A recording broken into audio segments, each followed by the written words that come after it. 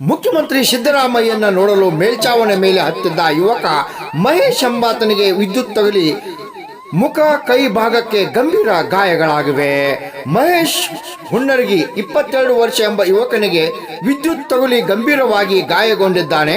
ಮುಖ್ಯಮಂತ್ರಿ ಸಿದ್ದರಾಮಯ್ಯ ಜೋಗುಳ ಗ್ರಾಮಕ್ಕೆ ಭೇಟಿ ವೇಳೆ ಈ ಅವಘಡ ಸಂಭವಿಸಿದೆ.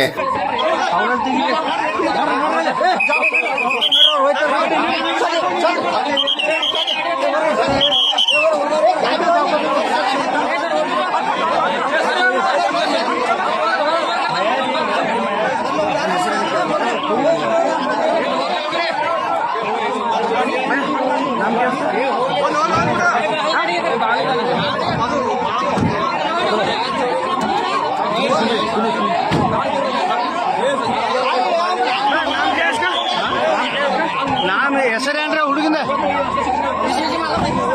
ಹೆಸರೇನ್ರ